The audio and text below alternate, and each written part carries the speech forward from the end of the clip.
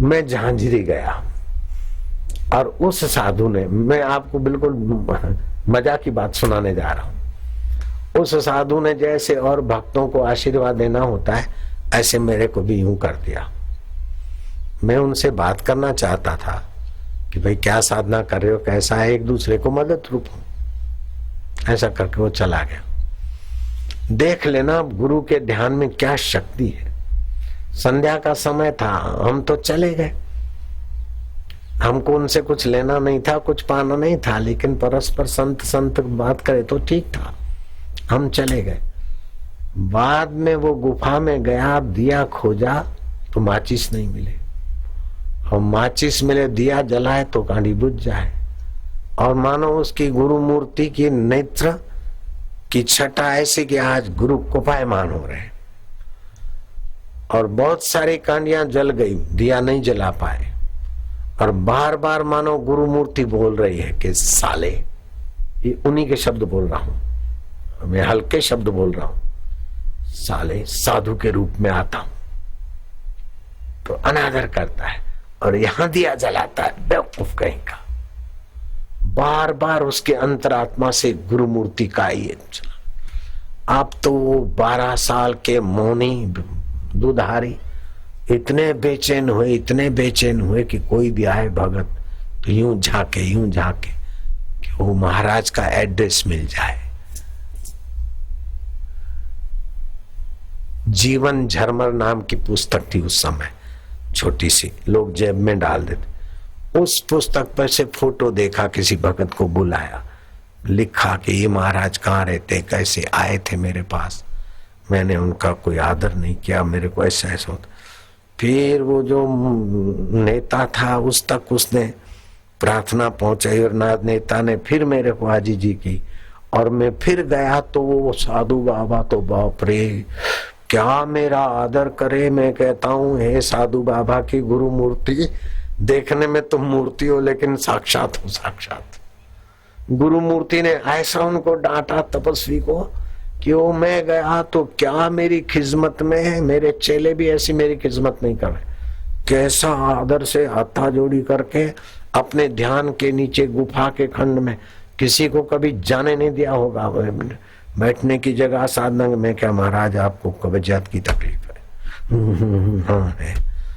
मैं क्या आपको ऐसा होता है, अब आपको ये करना चाहिए। तो उसको तो लगा कि अरे ये सब कैसे हुआ, क्या क्या। तो ध्यान मूलम गुरु मूर्ति जो शब्द कहा है ना, सचमुच गुरु मूर्ति से प्रेरणा मिलती। आप गुरु मूर्ति का ध्यान करो, अगर आप बढ़िया काम करके जाते हो, गुरु मूर्ति को देखते हैं तो आपको लगेगा कि मंद मंद गुरुदेव मुस्कुरा रहे, गुरु के नेत्रों से कृपा और आशीर्वाद बरस रहा है।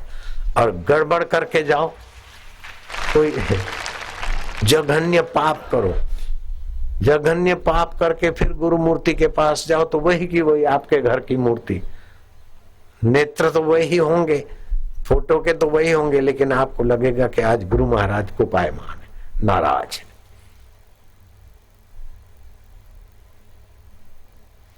उसको तो ऐसा गुरु मूर्ति ने डांटा, ऐसा लिया, कई महीने तक वो खफा रहे।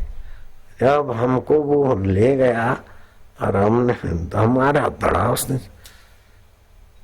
तो मानना पड़ता है कि ये जो शास्त्रों में बताया है कि ध्यान मूलम गुरु मूर्ति, पूजा मूलम गुरु पदम। एकलव्य ने गुरु मूर्ति के ध्यान से कितनी ऊंचाई छू ली थी, शबरी भीलन ने गुरु के प्रति आदर से कितनी ऊंचाई पा ली थी, मीराबाई ने गुरु के आदर से, गुरु चमार है तुम क्या करती हो, इज्जत खराब हो रही है। वो मीरा ने कहा, निंदक जनों ने गुरु जी से बात ना करता दीठी, मैं तो चाल चलूंगी अनूठी, निंदक जाए जल मरो अंगीठी, मैं तो चाल चलूंगी अनूठी। साकली गली में सतगुरु मिलिया, वहां सो बाता करता दीठी, राणा जी वो बदनामी लागे मोने मीठी। राणा जी ने जेठ ने समझाया, तो ऐसा क्या करती है, 1-2 बच्चे होने दो, फिर बड़ी उम्र के हो तब किसी पुरुष से मिलो, अभी ऐसी युवती 2-4 बच्चों की माँ बनो, तब किसी गुरु साधु बाबा के पास जाओ, अभी लोग क्या बोलेंगे। तो मीरा ने उत्तर दिया, राणा जी माने या बदनामी लागे मीठी, कोई निंदो कोई बिंदो, मैं चाल चलूंगी अनूठी। सांकली गली में सतगुरु मिलिया, क्यों कर फिरूं आपूती। अब सतगुरु जी मिल गए, मैं आपूती क्यों। हजारों बेटे हो जाएंगे माता जी करने वाले।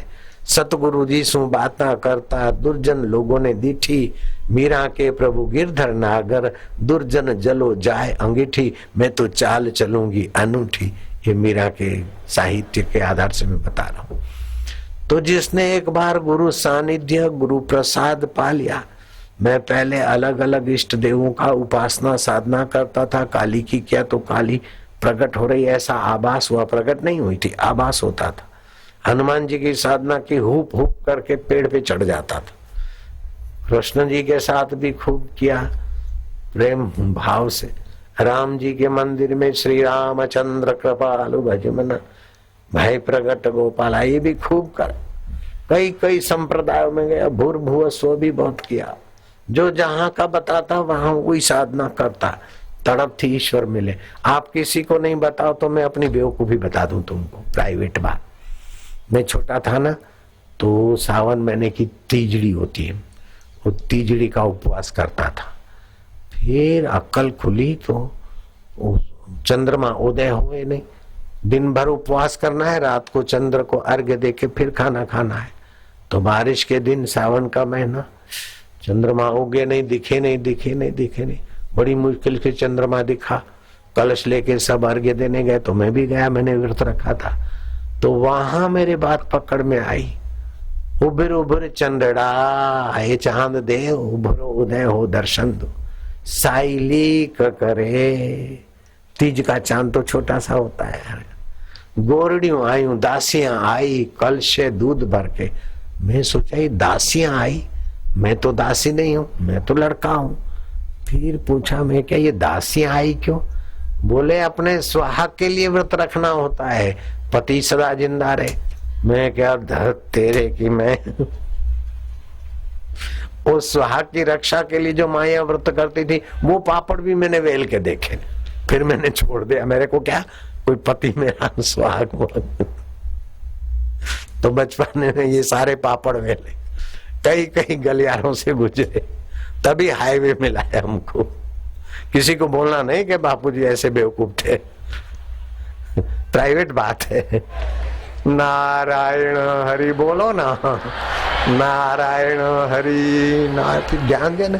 उभर उभर चंद्रड़ा साइली करे, घोरड़ियों आयूं कलशा खीर भरे, दासियां आई कलश दूध भर के। मैं क्या दासियां तो ये तुम हो दासियां, मैं क्या बोलूं। बोले ये तो सुहागिनों का व्रत है। मैं क्या छोड़ू, 2-3 साल रखा था। फिर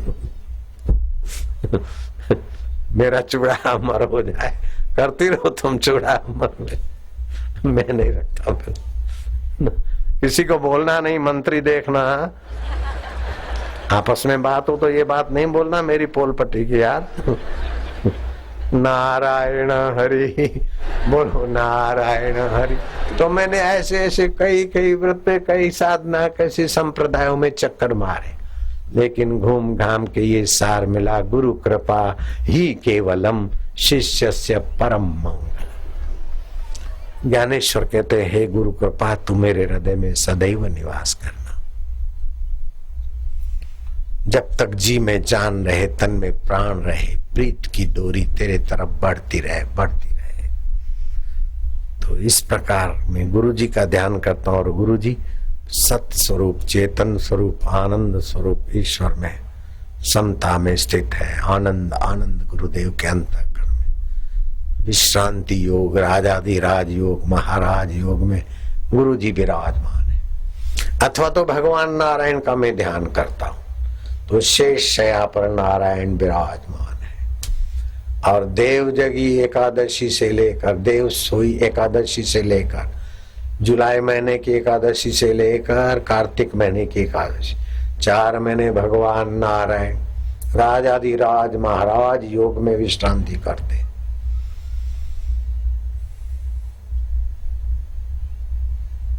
और उनके चित्त में कोई फुरना नहीं, कोई संकल्प नहीं, कोई विकल्प नहीं, दिव्य शांति, आनंद, माधुर्य। चिदाकाश स्वरूप भगवान नारायण अपने आप में 4-4 महीने समाधिस्थ रहते हैं, जिसमें ब्रह्मा जी समाधिस्थ होकर सृष्टि करने का सामर्थ्य लाते। उसी सच्चिदानंद स्वभाव में विष्णु जी समाहित है और उसी में मेरे गुरु जी अथवा मेरे इष्ट देव है। ऐसा करो तो आपकी भी स्थिति उसी में हो जाएगी। भगवान का स्वरूप, भगवान का स्वभाव, भगवान का उद्देश्य, इसको समझकर आप चिंतन करते तो आपके हृदय में जो भगवत तत्व है, उसका स्वभाव, उसका स्वरूप, उसका उद्देश्य आपके चित्त में लहराने लगे।